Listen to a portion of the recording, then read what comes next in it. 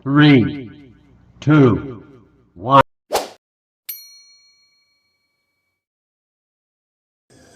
Assalamualaikum warahmatullahi wabarakatuh. Perkenalkan, nama saya Hasanatun, bisa dipanggil Ikin, kelas 11B SMA Nazarul Ulama. Berdirinya saya di sini akan menjelaskan tentang pendapatan nasional, sub materi dari ekonomi. Ada beberapa poin yang akan saya jelaskan tentang pendapatan nasional, yaitu dari pengertian, konsep, manfaat, dan klasifikasi. Apa sih pendapatan nasional itu? Pendapatan nasional adalah total nilai barang dan jasa dalam suatu perekonomian yang dihitung berdasarkan nilai pasar dan dihasilkan dalam suatu negara dalam satu tahun. Poin kedua yaitu konsep. Konsep di sini ada 6 konsep, yaitu 1. Produk domestik bruto atau PDB. PDB merupakan jumlah produk berupa barang dan jasa yang dihasilkan oleh unit-unit produksi di dalam batas wilayah suatu negara selama 1 tahun, termasuk yang dihasilkan oleh perusahaan asing asalkan wilayahnya itu masih dalam wilayah suatu negara. Contohnya, terdapat perusahaan A dari Korea yang mempunyai cabang di Indonesia. Rumusnya yaitu PDB sama dengan pendapatan WNI di dalam negeri ditambah pendapatan WNA di dalam negeri. Yang kedua yaitu produk neto bruto atau PNB. PNB merupakan nilai produk berupa barang dan jasa yang dihasilkan oleh penduduk suatu negara selama 1 tahun, termasuk yang dihasilkan oleh warga negara tersebut di luar negeri.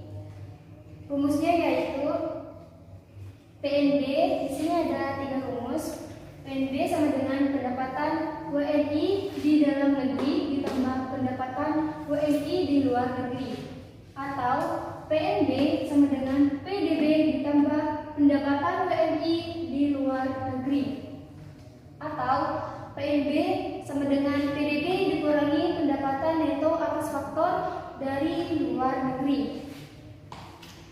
Yang ketiga yaitu produk nasional neto atau bisa disebut dengan NNI, PNN. Merupakan pendapatan nasional yang dilihat hanya dari laba yang diperoleh. Rumusnya yaitu PNN sama dengan PNB dikurangi penyusutan. Yang keempat yaitu pendapatan nasional neto atau NNI. NNI merupakan pendapatan nasional berdasarkan jumlah balas jasa yang diterima oleh masyarakat sebagai pemilik faktor produksi. Rumusnya yaitu NNI sama dengan PNN dikurangi pajak tidak langsung ditambah subsidi. Yang kelima, pendapatan perseorangan atau bisa disebut dengan PI. PI merupakan jumlah pendapatan yang diterima oleh setiap orang. Rumusnya yaitu PI sama dengan NNI ditambah transfer payment dikurangi dalam kurung laba ditahan ditambah iuran asuransi ditambah iuran jaminan sosial ditambah pajak perseroan. Yang keenam yaitu pendapatan yang siap dibelanjakan atau bisa disebut dengan DI.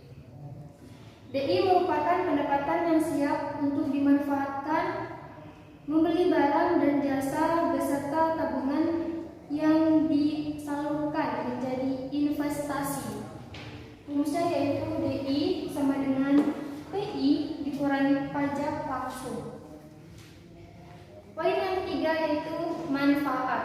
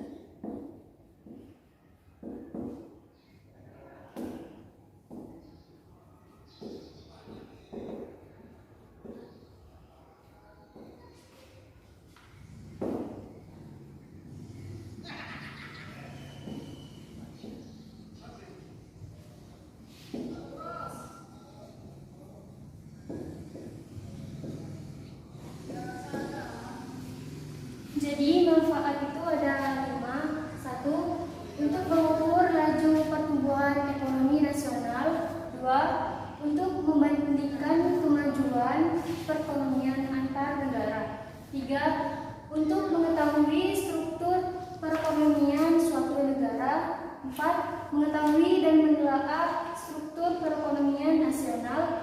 5. Mendapatkan informasi soal tingkat kemakmuran masyarakat. Poin keempat yaitu klasifikasi antara primer, sekunder, dan tersier. Primer yaitu kebutuhan utama manusia yang tak dapat ditunda pemenuhannya agar kehidupannya itu tidak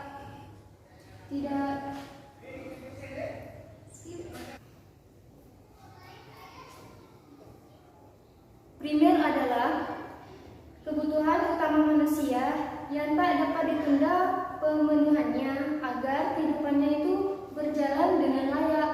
Contohnya sandang, pangan, dan papan. Yang kedua, sekunder. Sekunder adalah kebutuhan yang tidak mendesak dan untuk memenuhinya dapat dilakukan setelah kebutuhan primer terpenuhi. Contohnya barang elektronik, kulkas, televisi, meja, dan kursi. Yang ketiga, tersier. Tersier adalah kebutuhan terhadap barang mewah dan untuk memenuhinya dilakukan setelah kebutuhan primer, sekunder terpenuhi. Contohnya yaitu liburan ke luar negeri, mempunyai perhiasan, mempunyai pesawat pribadi. Sekian video saya, semoga bermanfaat. Wassalamualaikum